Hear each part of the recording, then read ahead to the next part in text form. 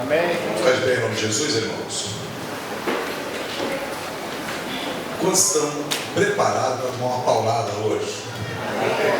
Amém? Fala, irmão, está com brincadeira comigo, meu irmão?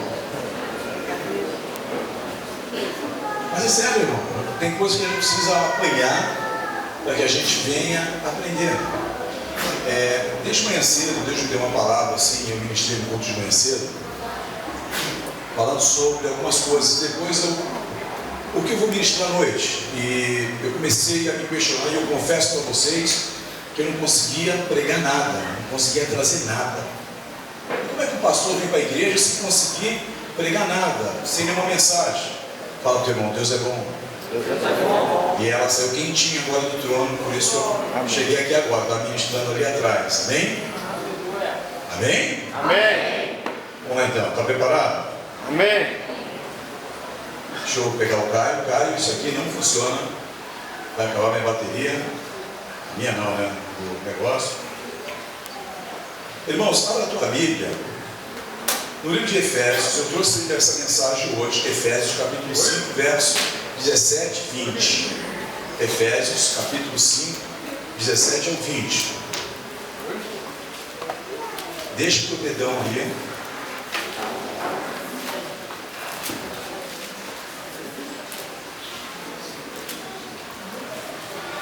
Senhor, na tua presença, eu te louvo, te agradeço por mais esse dia.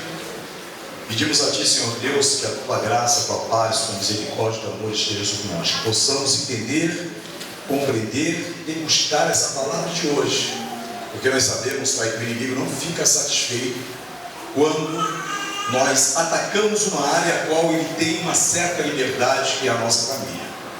Nessa noite nós vamos quebrar tudo que não provém de ti. Aleluia. Porque o teu agir, o teu manifestar nessa noite será sobrenatural. É o que eu peço, Pai, em nome do teu Filho amado, Senhor Jesus. Amém e graças a Deus. Amém? Pode ser sentado dando glória a Deus, irmãos. Aí você fala, pastor, e a palavra? Não tem tempo aí, meu irmão. Caio, você deixou isso aqui para que eu venha cair. Amém? Muito legal. Irmãos, para que o irmão fala assim, toda missão tem um alvo a ser atingido. Não existe missão sem alvo, irmãos. Se você tem uma missão e não tem um alvo, não vai adiantar nada. Então, quando você é um jovem, você tem que ter um alvo na tua vida.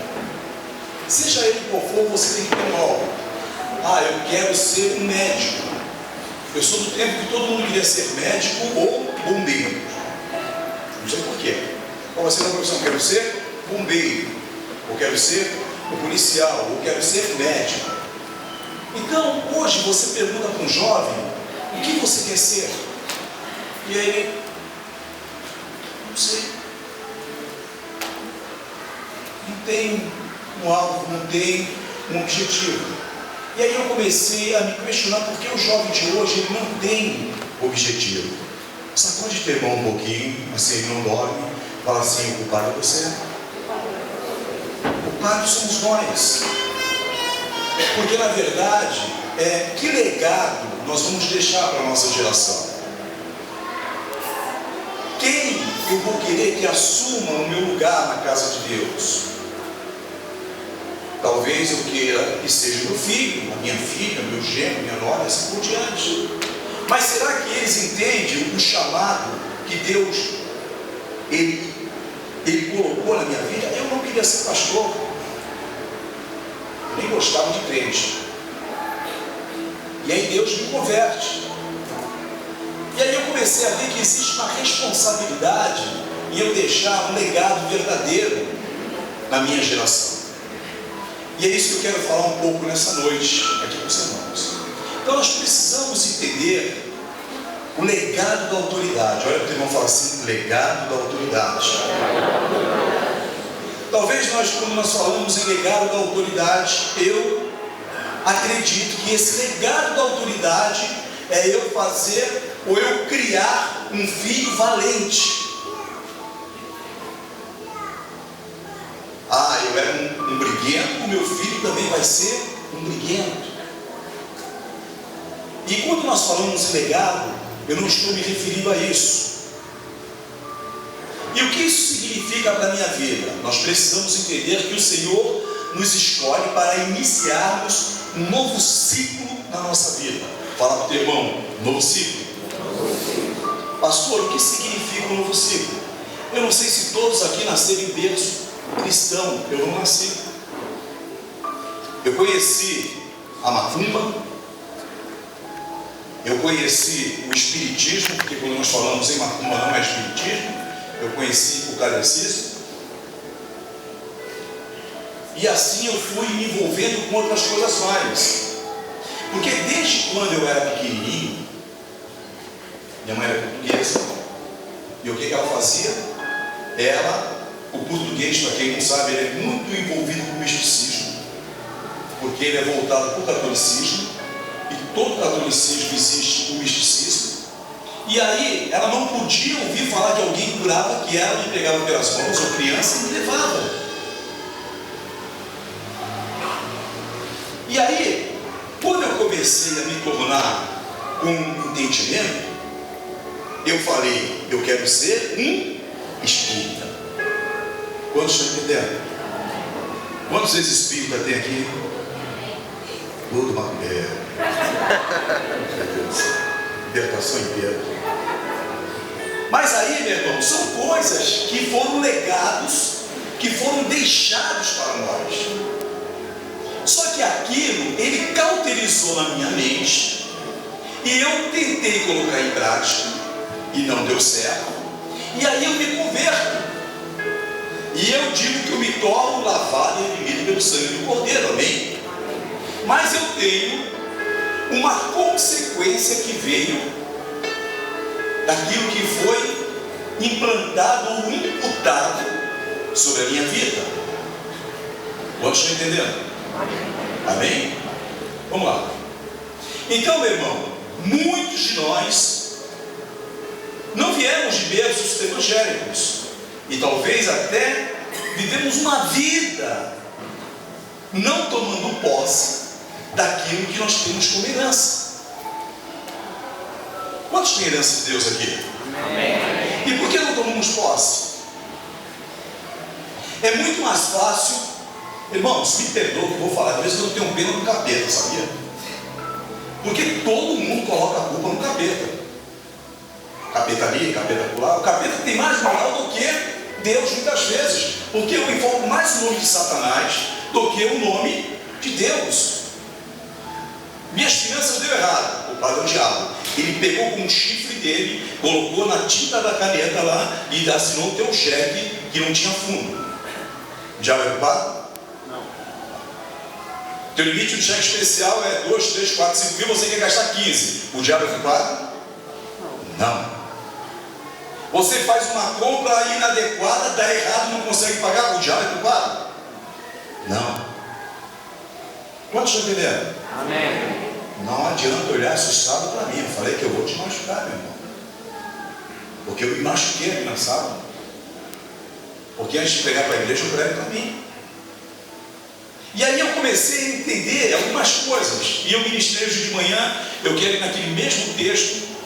Não é o texto-chave que eu vou ministrar nessa noite, mas eu quero que você abra a tua Bíblia em Efésios. Se já abriu, amém. Se não abriu, fala misericórdia, porque eu perdi o tempo. Efésios capítulo 5, versos 17 ao 20. A palavra do Senhor diz assim: 5:17.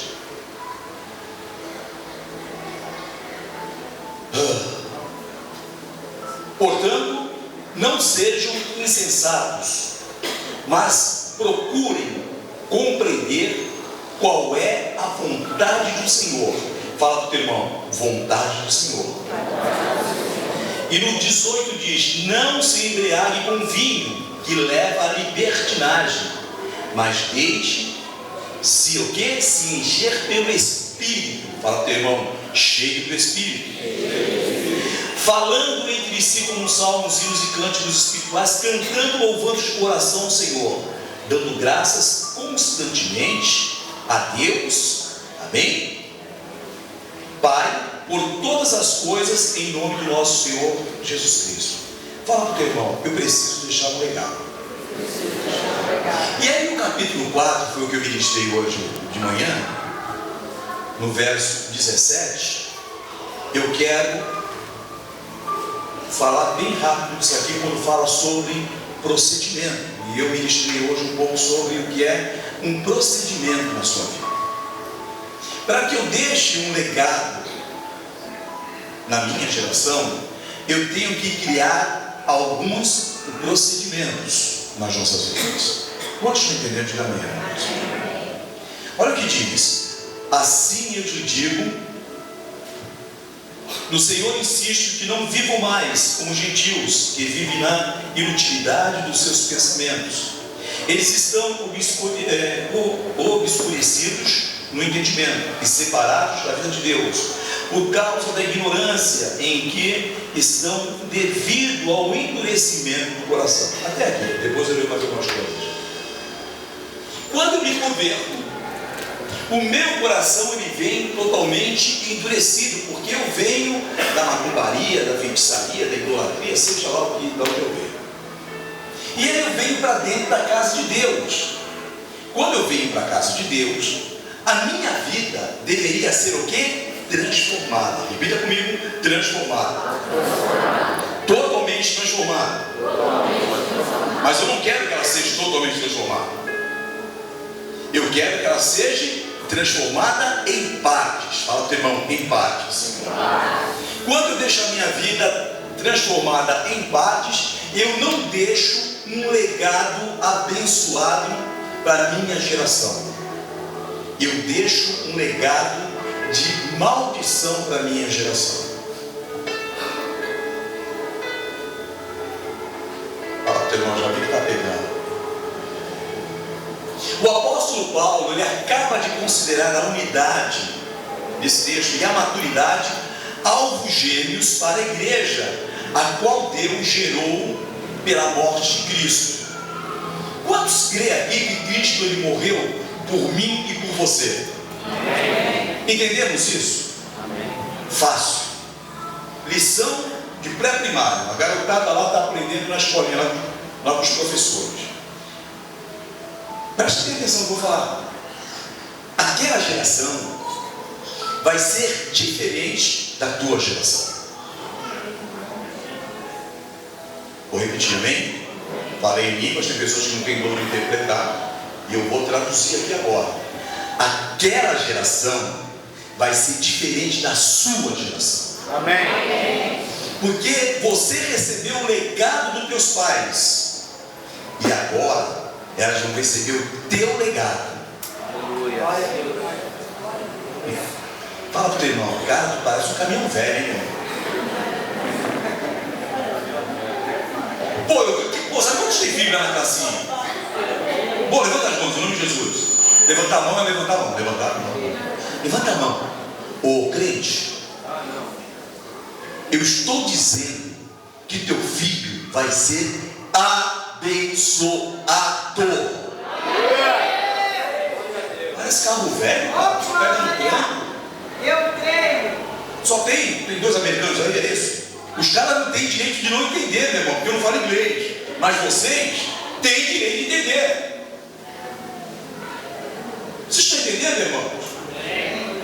Se eu estou dizendo a tua geração vai ser abençoada, foi porque o teu pai, até aquela presente data, depositou um legado negativo na tua vida. Você se converte, é lavado e redimido pelo sangue do Cordeiro. Você está posicionado na casa de Deus. Os teus filhos estão aprendendo o que está sendo ministrado. A pastora ora pelos teus filhos. Os teus filhos vão para a escolinha. Os professores ensinam o teu filho. E o teu filho não vai ser igual você foi. Ele vai ser diferente. Ele vai ser de uma geração abençoadora. Pastor, que geração é essa? Fala para o teu irmão, a geração de José. Talvez você não saiba, nós estamos vivendo o ano de Efraim e o ano de José. Povo abençoado, povo diferenciado, povo conquistador. Teu filho vai ser conquistador. Pastor, e eu não, cara, presta atenção, meu irmão. Se meu filho é abençoado, automaticamente eu já sou abençoado. Glória a Deus. Matemática. Os traços genéticos que herdamos têm um papel primordial em nosso bem-estar e físico. E devemos saber que eles estarão conosco pela vida inteira. O Juninho nasceu bonito porque eu sou bonito. Apesar de que ele era feio, cara. Ele nasceu, já falei isso várias vezes, eu tenho foto. Qualquer dia eu vou colocar aqui para vocês verem. O cara parecia um camarão pistola, só tinha um olho. Mas depois, convivendo comigo, ele ficou bonitão. A Luana parece muito com a minha esposa, porque minha esposa é bonitona. E assim é genética. É genética o quê? Da convivência que você está com a pessoa ali. Eu vejo alguns comportamentos do meu filho que são os meus comportamentos. Eu vejo algumas atitudes dele que são as minhas atitudes. E isso aí é genético. Isso não dá para quebrar. Apesar que a geração de hoje, né, elas querem mudar. Existe a geração plástica. Coloca silicone ali, silicone lá. A geração dos bombados, a geração do barriga gritante. Meu irmão, eu emagreci, estou colocando até a camisa por dentro. Então o botão não vai explodir no teu rosto, está tranquilo, meu irmão. Tá? Apesar que hoje eu fui na balança, eu não gostei. Tá? Entendeu, irmão? Então esses traços genéticos, eles são primordial em nosso bem-estar físico. Preste atenção. Se eu tenho uma criação abençoada dentro da minha casa, os meus filhos serão abençoados. E aí, meu irmão, eu vejo algumas gerações, já viu essa geração elétrica? As crianças estão assim, não lembro daquele bichinho pobre. Já viu essa geração? Por quê? Porque os pais são assim. Eu vejo as crianças que não param, depois de outro tira a pilha do carro. Ali é a energia que ele quer queimar. O pai soca a criança no apartamento e a criança não para. Aí vem um desgraçado e fala assim, é imperativo. Não é grau de imperatividade. É energia que precisa ser queimada. Pega teu filho, amarra ele na tua bicicleta e anda a praia todinha com ele.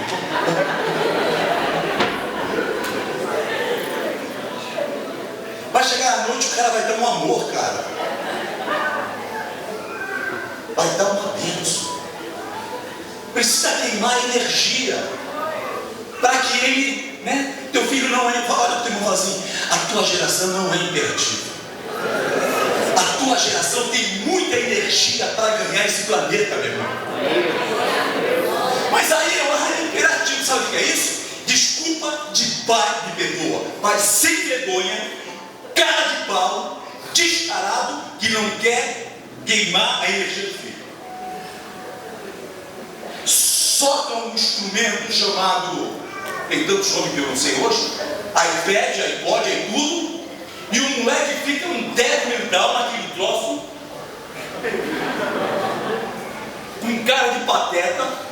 Irmãos, me perdoe, vou falar aqui, se alguém tem aqui, criaram uns óculos ridículos agora que é maior que o rosto.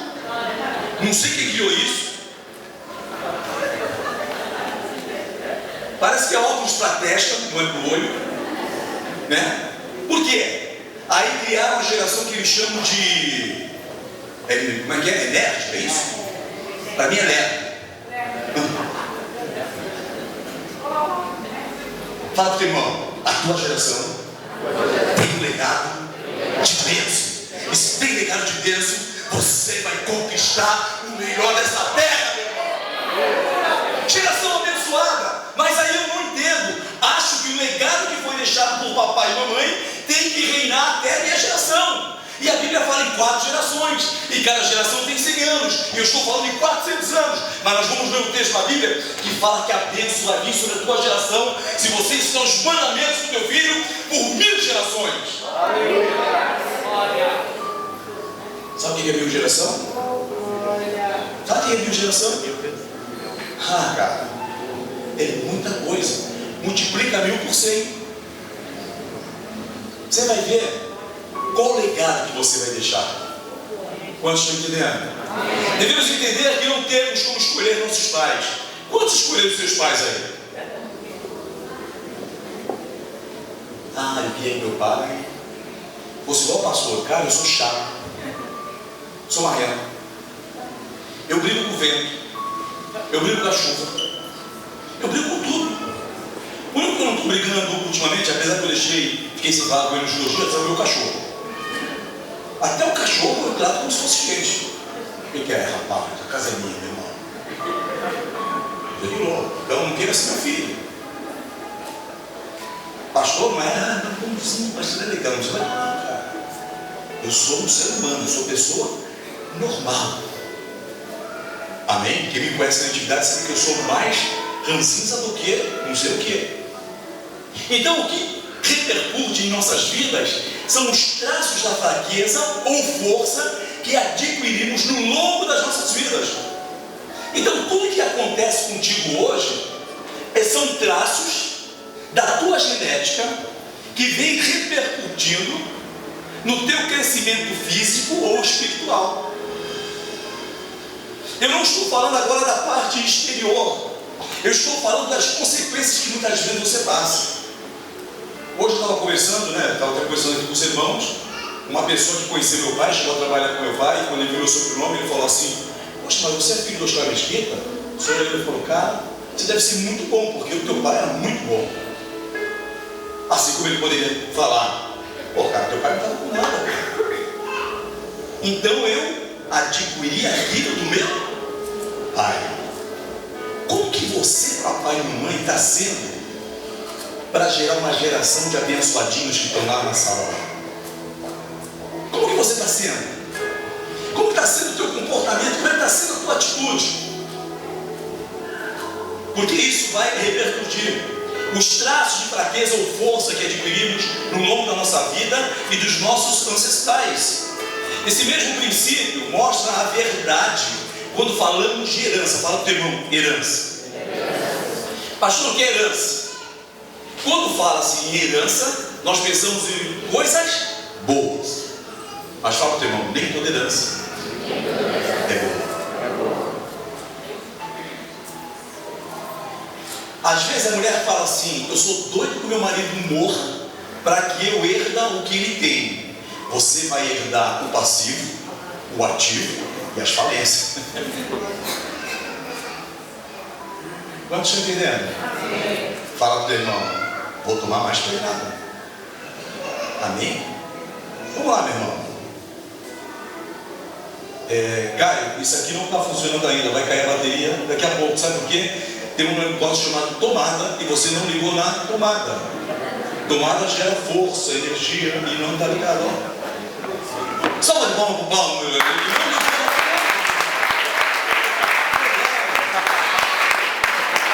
Aleluia. Tem uma tomada, eu falei: liga na tomada. Ele ligou, ele pensou que a unção era tanta que ia dar força, mãe. Quero chegar nesse estágio, que não vai precisar de luz. E eu acho que ele não ligou. Amém? Eu acho que não. Vamos lá. Então, meu irmão, esse mesmo princípio mostra a verdade quando nós falamos de herança que recebemos das nossas gerações anteriores.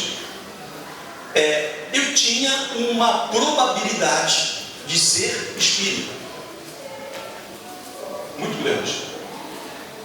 Eu era apaixonado pelo espiritismo. Eu queria psicografar, irmãos.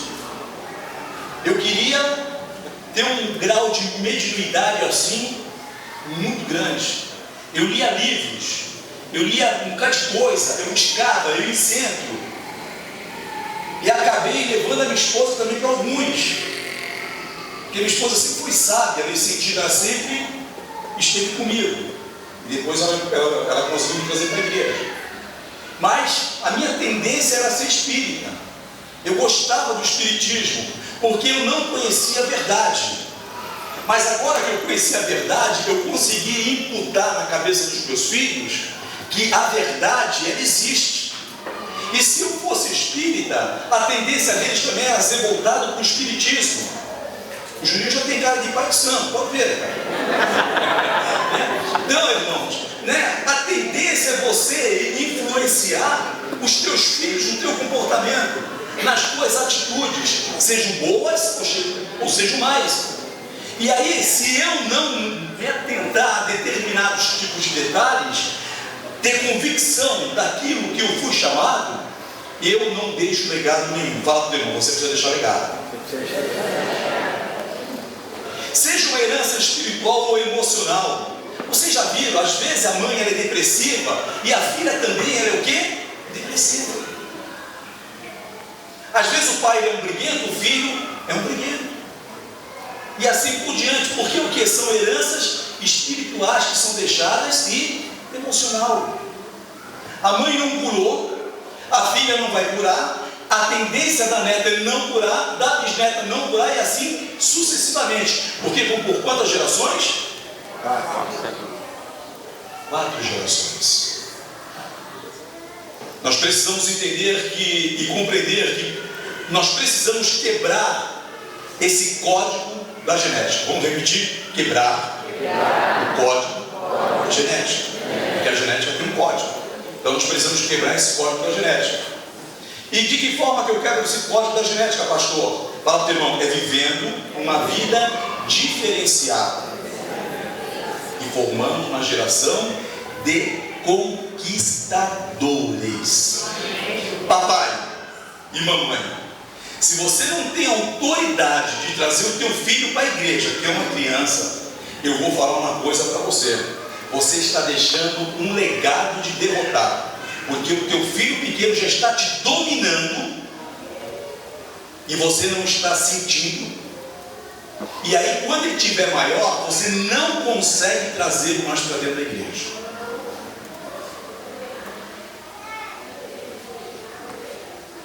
E não adianta falar, pastor, eu quero uma hora para o senhor me aconselhar. Eu não tenho o que te aconselhar, meu irmão. Eu não tenho nem o que falar para você.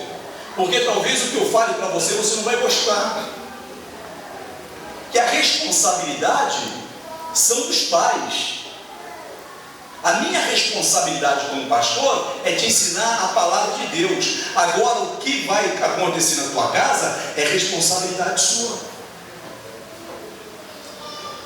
Quando estou entendendo, diga bem, irmão.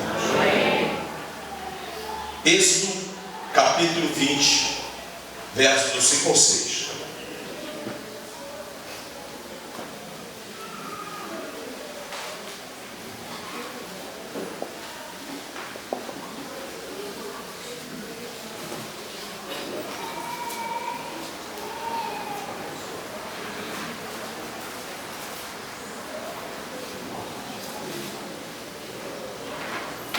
O que diz aí?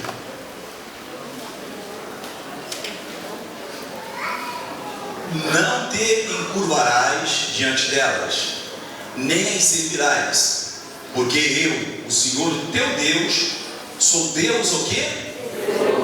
Que visito a iniquidade dos pais nos filhos até que geração? E a 4ª geração daqueles que me odeiam. Vamos lá. Eu uso de misericórdia com milhares dos que amo e guardo os meus mandamentos. Quantos entenderam esse versículo? Diga amém. Então, a Bíblia diz assim, que Ele visita as nossas o quê? Iniquidades. Coloca o texto novamente, né? Não te encurvarás diante delas. Cansei de me curvar diante de imagens em centros. Eu achava bonito. Quantos já fizeram aqueles pontos lá para Exu? Quantos já foram? Não é prazeroso você falar assim, eu quero chegar nesse estágio para fazer ponto para Exu.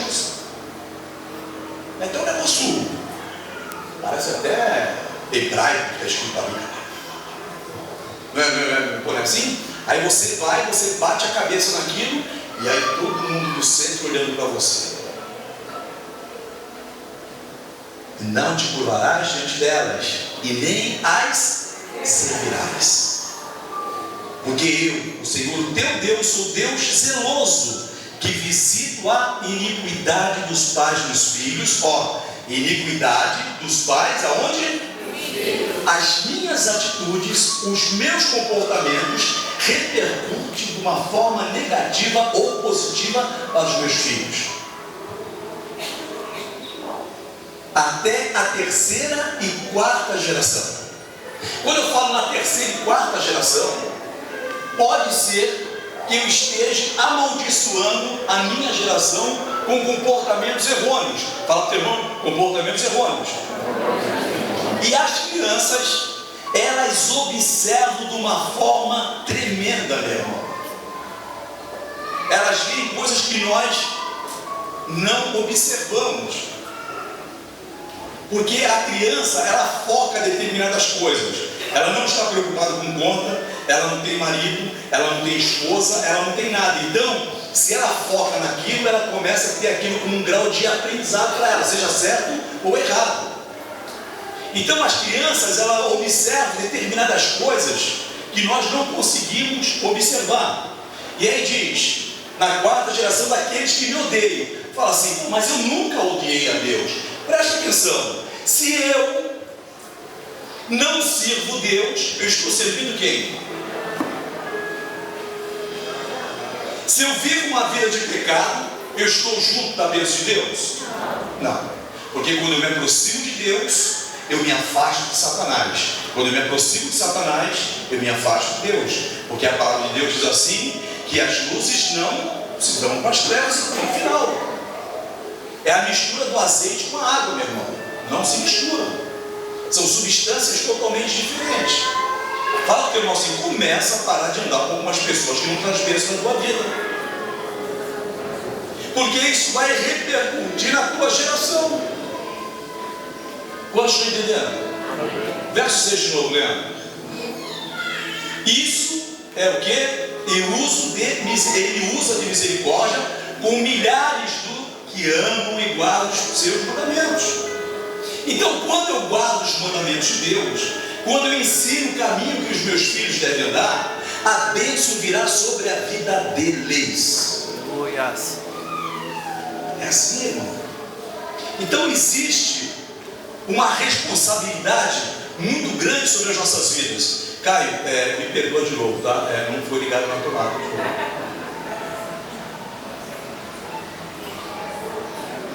Quer uma salva de palmas de novo ou não? Mas vamos dar uma salva de palmas do Caio, meu irmão? Me ajudando. Fala assim, isso é uma forma de você me dormir. Quando você bate palma. Bate palma, manda reação pro teu cérebro fala assim, acorda tu que dorme. Aí você bate palma. Irmãos, presta bem atenção. Talvez nós questionamos muito esse versículo que nós lemos, né? Aí vai acabar aqui e depois eu vou ter que pregar diferente, né? Talvez nós questionamos porque muitas pessoas inocentes sofrem com o comportamento dos nossos ancestrais. Quantos já questionaram? Poxa, por que meu pai fez isso? Por que a minha mãe fez isso? O meu avô, eu também estou nessa situação. O que está acontecendo essas coisas comigo? Que culpa tenho eu? Aonde eu sou culpado disso aí? Desligou de vez agora. Aonde eu sou culpado nisso aí? E aí eu começo a me questionar. Eu começo a falar assim, poxa, a minha vida não chega mais a lugar nenhum. Houve uma culpa e essa culpa está repercutindo para mim. E aí eu começo a achar que Deus é culpado de muitas coisas na minha vida. Fala para o teu irmão, Deus não é culpado por nada. Eu que não entendo o meu chamado. Por que as pessoas possuem uma vida totalmente errônea na presença de Deus? Por que as pessoas cometem determinadas coisas? Eu marquei algumas coisas aqui. E Êxodo, que nós lemos, capítulo 20, versos 5 ao 6, diz: não te prostrarás diante deles. Está dando para ver aí, né? Nem eles possam me prestar culto, porque eu, Senhor, o teu Deus, zeloso, que castiga os filhos pelos pecados dos seus pais até a terceira e quarta geração daqueles que me desprezam, mas trato com bondade até 1000 gerações aos que amam e obedecem os meus mandamentos. Algo fundamental nas nossas vidas é ensinar o caminho que nossos filhos devem andar. Quantos ensinam os seus filhos? Irmãos, me perdoe, eu tive filho no colégio também e filha. Nós achamos que a responsabilidade de ensinar os nossos filhos é no colégio. No meu tempo, o colégio ainda ensinava, que nós falávamos, os pais, eles nos ensinavam que os professores eram nossos segundos pais. Mas hoje não.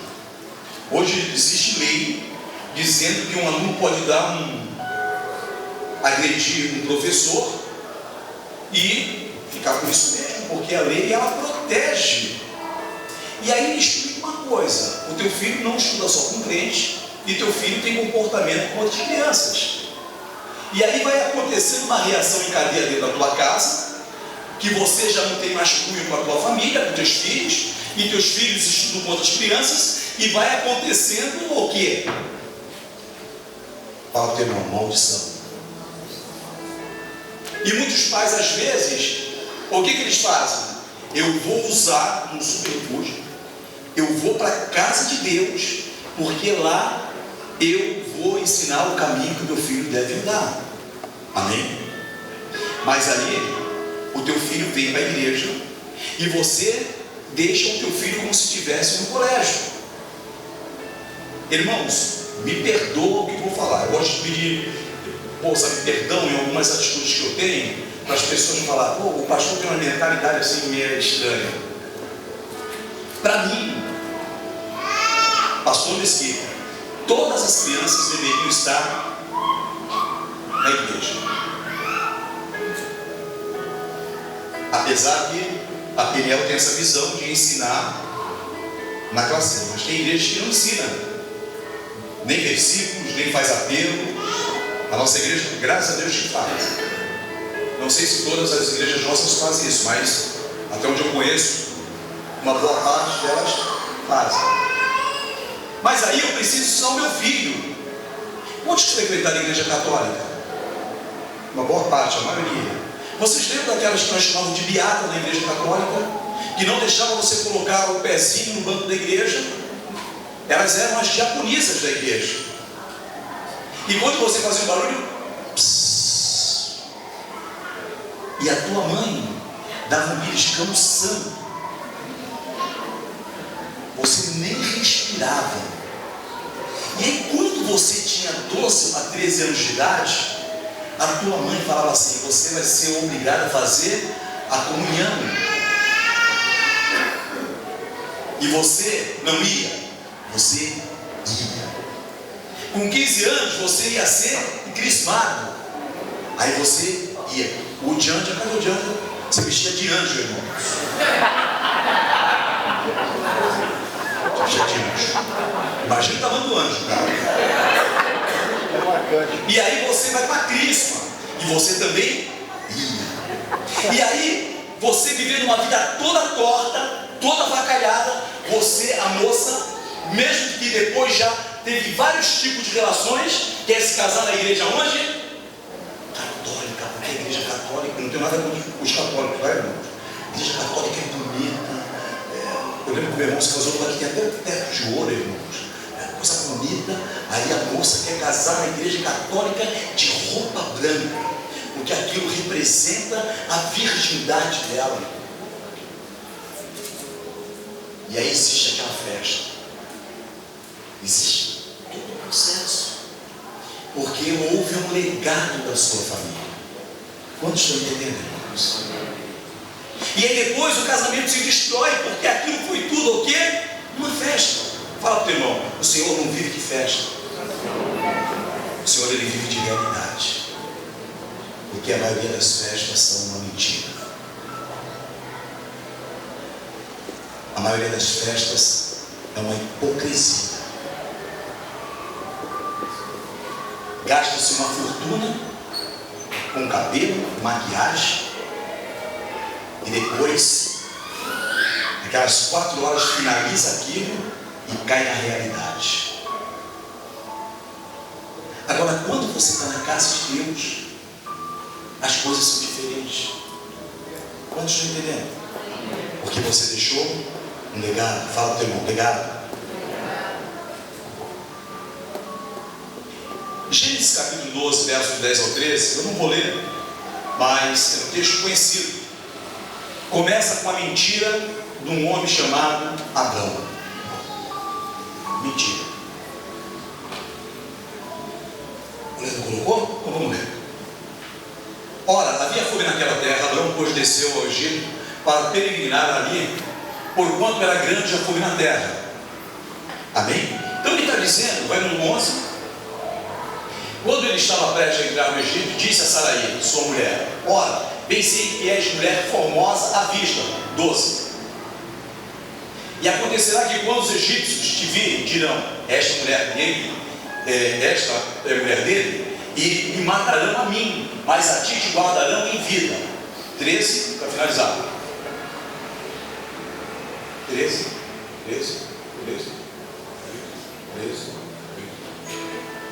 Disse: peço que és minha irmã, para que me vá bem por tua causa e que viva minha alma em intenção. Fala para o teu irmão: ele foi safado.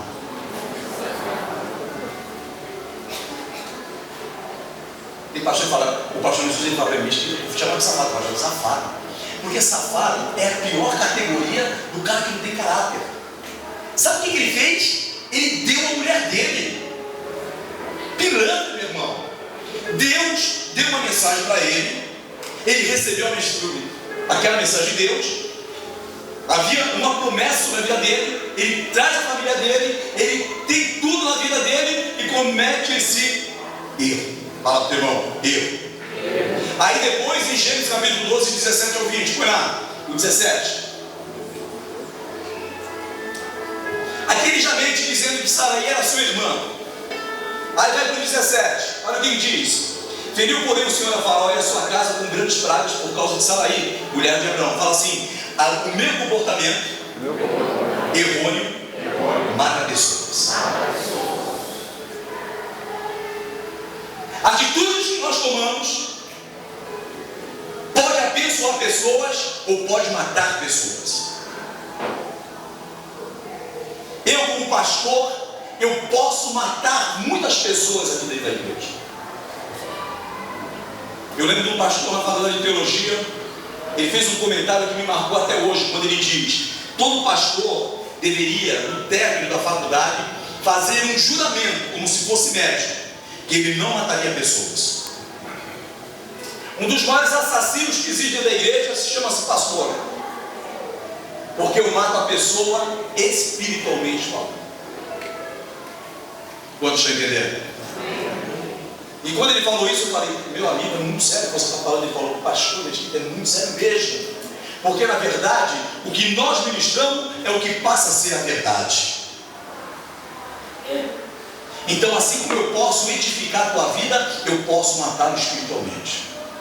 Fala para o irmão: cuidado com algumas situações, cuidado com alguns vídeos que você assiste, cuidado com algumas ministrações que você ouve e que você acha que aquilo é verdade.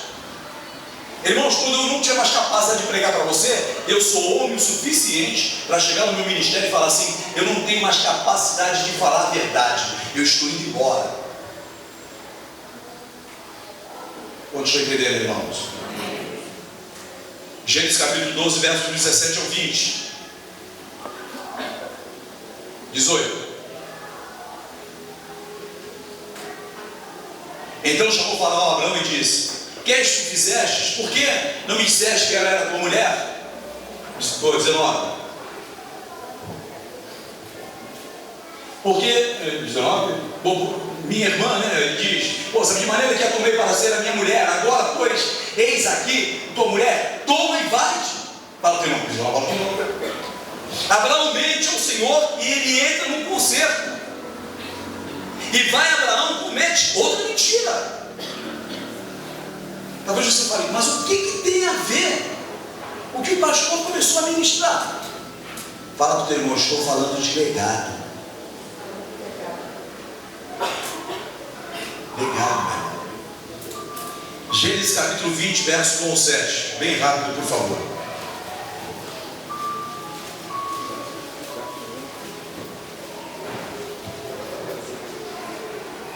Partiu Abrão dali, a terra de Negev, e habitou entre Cádiz e Zur, e peregrinou em Gerar. Aí ele não era mais Abrão, ele era Abraão. E havendo Abrão dito de Sara, sua mulher, é minha irmã, enviou Abimeleque, rei de Gerar, e tomou a Sara. Deus, porém, veio a Abimeleque em sonhos de noite e disse: eis que está para morrer por causa da mulher que tomastes, porque ela tem marido. Ora, Abimeleque ainda não se havia chegado a ela. Perguntou, pois: o Senhor matarás porventura também uma nação justa? Não, me disse ele mesmo, é minha irmã. E ela mesmo me disse: ela é meu irmão. Na sinceridade do meu coração e na inocência das minhas mãos fiz isto para teu irmão. Deu uma cara de novo. Agora me explica uma coisa: com todo esse comportamento dele, o que aconteceu com a geração dele? Se você pegar a Bíblia, você vai ver que Isaac tem o mesmo comportamento. Fala para o teu irmão: Isaac tem o mesmo comportamento. E aí eu questiono, por que ele mentiu novamente? Por que ele começou a mentir? Eu vejo, e Deus ministrou no meu coração, que às vezes eu quero tomar o lugar de Deus, tomando as minhas atitudes. Tem pai que de vez em quando vem me procurar e fala assim: pastor, a minha filha está querendo namorar, ou meu filho está querendo namorar. E eu perguntei: tem quantos anos? Ah, ele está com 15 anos. Meu irmão, 15 anos é a idade para namorar? Não. Uma vez eu falei isso na igreja, vou falar de novo, falar lá, pastor, se eu falar as coisas na igreja, não sabe nem lavar uma calcinha, meu irmão. O cara ainda fica com rodela de urina na cueca. É verdade que eu estou falando, meu. Aí quer namorar. E no meu tempo, menina de 15 anos, irmãos, não tinha nem seio. Hoje, uma menina de 15 anos é mulher. Vocês estão entendendo? Eu lembro quando a gente era criança, a gente brincava de gosta desse, quem é antigo, lembra disso, né? Ficava de gosta desse, gosta. Aí os caras sacana, né? Apertava o olho, era geralmente uma pessoa mais feia, é ela. Aí tu dava um beijo, que eles chamam de cera hoje. Ficava todo exibido, porque Deus. Hoje não, menina de 15 anos quer se relacionar, irmãos. Quer vender o corpo, legado. Mentira, podridão. Abraão passa esse legado para Isaac. Isaac peca contra Rebeca da mesma forma como o seu pai pecou contra Sara. Isso aconteceu, meu irmão, na mesma cidade. Fala, teu irmão, aconteceu na mesma cidade. Sabe por quê? Satanás vai sempre lá no passado, meu irmão. Ele vai sempre lá, porque ele conhece a tua fraqueza, ele conhece a tua deficiência, ele conhece a tua debilidade, ele conhece, meu irmão, ele sabe onde você vai cair, e ele leva naquela mesma situação. A mentira fazia parte daquela família, a mentira faz parte de muitas famílias aqui. Aceitamos muitas mentiras, muitas vezes, aqui nas nossas vidas. Jacó mente de uma forma intencional. Existe uma mentira que você fala sem querer, não deixa de ser mentira, mas isso é tão automático. Alguém toca a câmera na tua casa, você está comigo, você vai ah, não está. Isso não é intencional, é uma mentira preguiçosa. Mas a mentira dele foi uma mentira intencional. A mentira de Jacó. Ele arquiteta com sua mãe, maquiavélica, aquele plano maquiavélico ali, arma tudo, aquele esquema todo. E quantos nós já tivemos esse tipo de comportamento? E aí, eu estou transportando aquilo para a minha geração. Quantos estão entendendo? Irmãos, meu pai, já falei isso, e vou repetir porque Deus tocou no meu coração, porque tem coisas que eu não gosto de falar. Meu pai era adulto, gente. Meu pai era de marinha, o marinheiro sempre gostou de ter muitas mulheres. E meu pai foi reportando aquilo para a minha família. Nós somos em 5 irmãos em casa. Nós somos em 8, são 3 mulheres e 5 homens. Minha mãe sempre foi muito honesta. Minhas irmãs nunca tiveram segundo e terceiro casamento. Mas todos os meus irmãos, com exceção da minha pessoa e do Oscar, meu irmão que anda muito comigo, com essa idade, graças a Deus nós só tivemos uma esposa. Mas os meus 3 irmãos tiveram 2, 3, 4 casamentos. Tudo isso de uma maldição que veio do meu pai. E como eu sempre fui mudado com batalha espiritual, eu comecei a entender a maldição que tinha na geração do meu pai.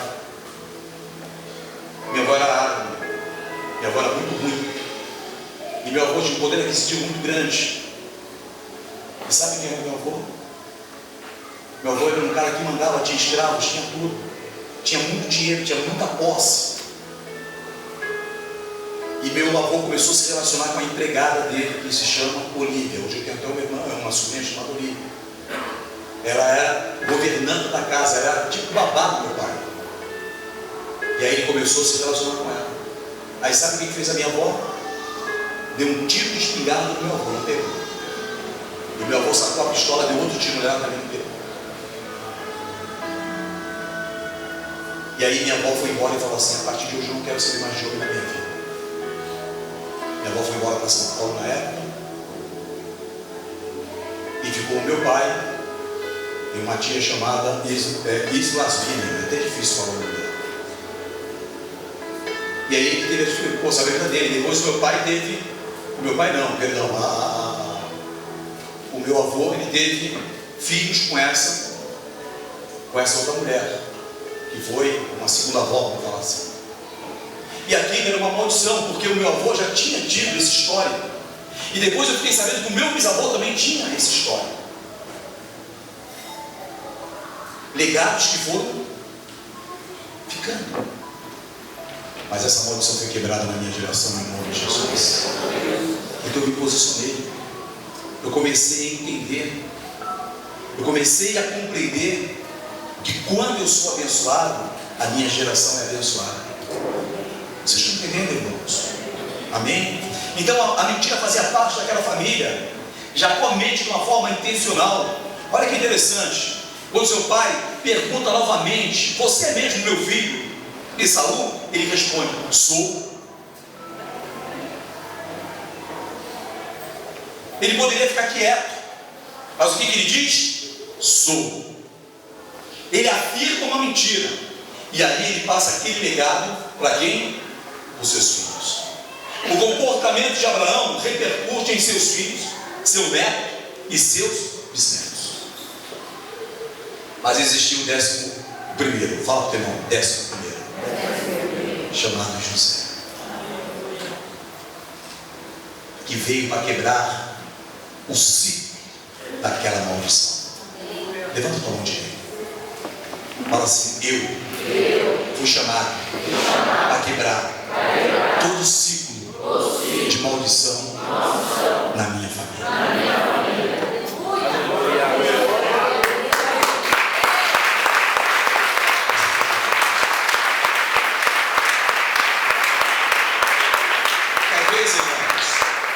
Nós não entendemos e compreendemos por que eu me converti. Eu me questionei já várias vezes sobre isso. Por que eu me converti? Se eu queria um legado no espiritismo, por que eu me converto? E aí, uma vez, dando uma olhada na história, já falei isso aqui também na igreja, e na página do Face tem a história, se você quiser ler, na página do site da igreja. Em 1837, um pastor chamado Joaquim Mesquita veio do Rio de Janeiro com sentido a Paraty e ministra a primeira ceia na primeira presbiteriana de Ubatuba. Fala para o teu irmão: legado. A nossa função é só crer que da tua geração virá uma geração abençoada, virá uma geração de obediência, Virá uma geração de conquistadores. Talvez você não veja, porque você não vai durar até 100, 200 ou 300 anos se Jesus não voltar. Talvez você não veja o que Deus vai fazer na tua geração. Meu filho não sabe disso. Quando ele falou para mim, pai, eu sou um pouco, eu não gosto de falar isso também, eu sou um pouco frio, não que eu não tenha sentimentos. Eu até me emociono. Difícil estar vendo o menino, eu me emocionei quando dei a bênção apostólica para ele. Mas quando meu filho, pai, eu comprei o meu apartamento, sabe o que aquilo repercutiu em mim? Eu falei, eu deixei um legado. Comprou o imóvel dele. Daqui para amanhã vai ser o meu genro e a minha filha vai ligar, comprei o meu, deixei um legado. Daqui para amanhã são os meus netos, comprei, deixei um legado. Veio os meus bisnetos, deixei um legado. Daqui para amanhã um deles são pastores, meus netos, sei lá, deixei um legado. E sabe qual que seria o meu legado se eu não estivesse aqui? Uma família envolvida com a prostituição, uma família envolvida com as drogas, uma família envolvida com furto, com roubo, uma família de adúltero, uma família de tocar samba na madrugada e virar as noites.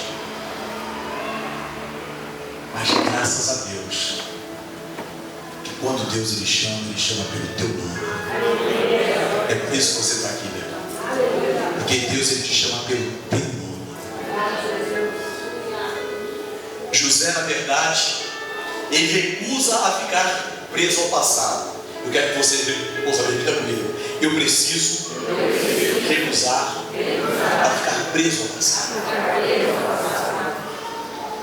O passado não pode ter mais legalidade na minha vida. Ah, quando eu era assim, irmãos, passado é passado. Sabe o que significa o passado para você? Água suja. O passado não vai mudar a tua história, mas o presente vai. Ah, mas eu era, eu fui, isso. Irmãos, a Bíblia diz, as coisas velhas se passaram e eis que tudo se fez novo. Quantos estão entendendo, irmãos? E aí José ele recusa a ficar preso ao passado. Ele não seria mais vítima do padrão que colocou diversas gerações na escravidão. Ele reconhecia que Deus estava no controle do bem e do mal. Deus está no controle de todas as coisas. E ele escolhe a perdoar os seus irmãos, tirando aquela carga que havia sobre a vida dele. Ele percebendo que a sua atitude impactaria a vida de muitos. Sacode teu irmão, fala assim: a tua atitude vai impactar a tua geração. Cara, o meu comportamento gera um impacto na minha geração. O nosso comportamento gera um impacto nas futuras gerações. Quantos estão entendendo? Para finalizar,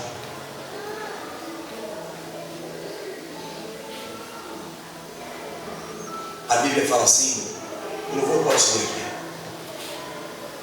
que não se coloca vinho novo em odres.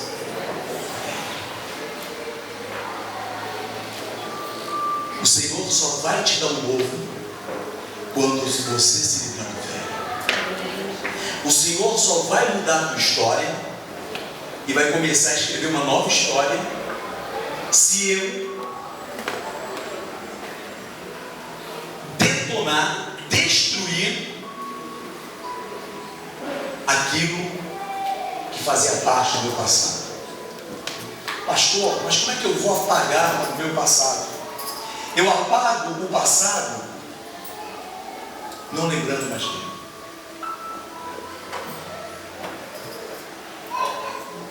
Recentemente eu aconselhei um garoto e ele falou assim para mim: "Ô pastor, tem coisas que de vez em quando me dão um vazio na minha cabeça, dão uma tristeza.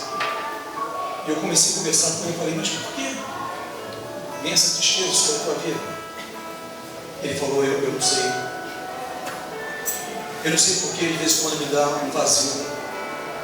E aí eu comecei a fazer algumas perguntas para ele. E eu descobri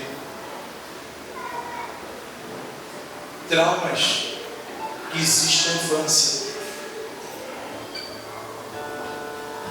E aqueles traumas, enquanto eu não preencher o meu vazio com Cristo, eles vão continuar fazendo parte da minha vida.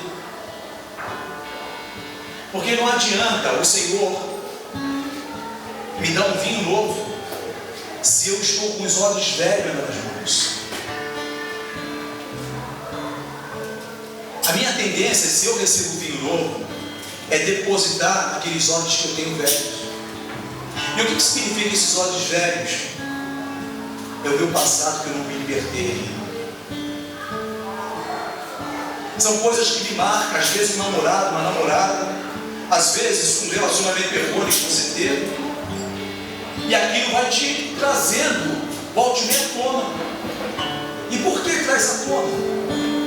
Porque você não conseguiu se livrar dele. Você não conseguiu.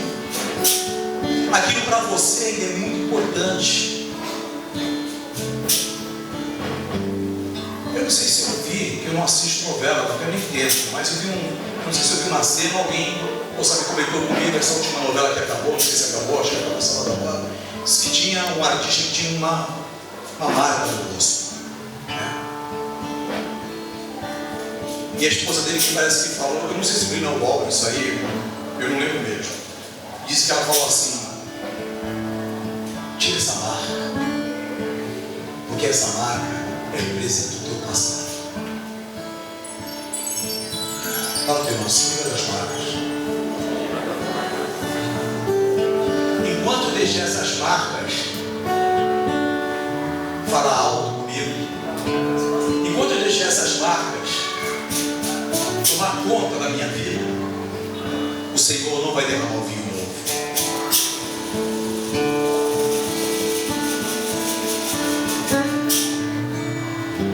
O Roberto Carlos já falava, né? Detalhes tão pequenos que nós vemos. Satanás só trabalha com detalhes. Trabalha nas coisas pequenas. Trabalha em sentimentos que você fala assim: ah, isso não é nada, não significa nada. E aí aquilo vai passando. Mas aí eu não vou entendendo que eu vou deixando um legado para a minha geração.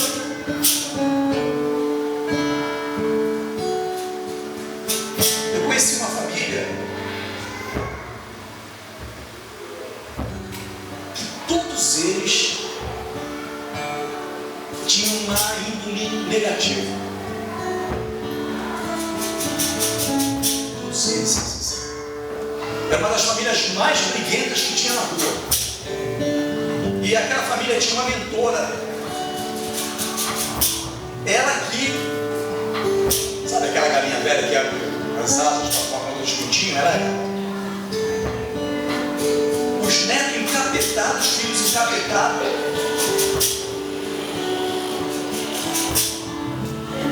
E uma vez eu vi um dos filhos dessa mulher, que é um cara que toca muito violão. O Valquírio sabe do que eu estou falando. Toca violão muito bem, cara, muito bom. E eu vi o cara. Continua a mesma coisa. Uma vez eu fui fazer uma identificação no distrito policial, estava a foto dele. Quantos estão entendendo? Vamos ficar de pé, Jesus.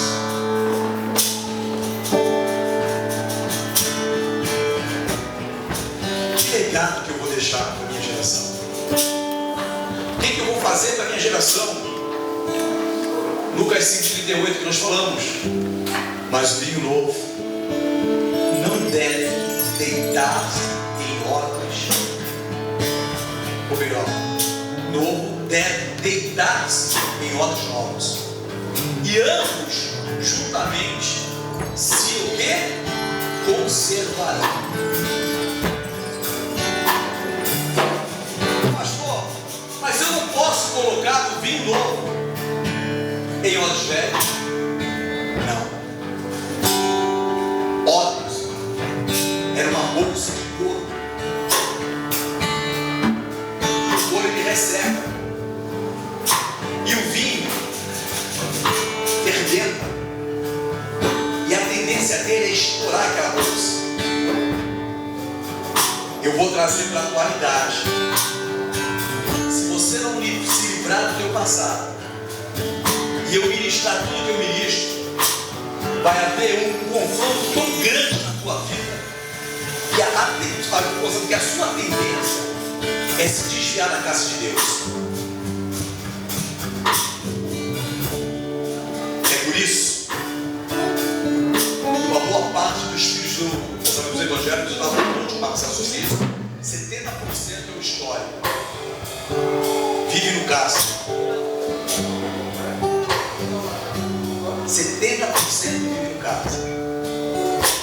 Porque na verdade, os pais se converteram, derramaram aquele jugo, aquele peso sobre a vida das crianças, mas não liberaram perdão, não se consertaram. E aí começaram a pregar o que eles achavam que era certo, mas não houve acerto na vida deles. E aí veio a consequência sobre a vida deles. E aí quando a gente descobre que tudo que nós vivemos foi uma mentira, o que acontece? A cara desse também. Estou indo embora. Vai. Tudo que foi pregado para mim foi mentira. Porque a consequência veio. Porque o legado já foi depositado.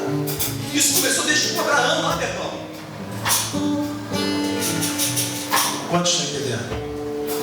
Quero que tu curve a tua cabeça em nome de Jesus.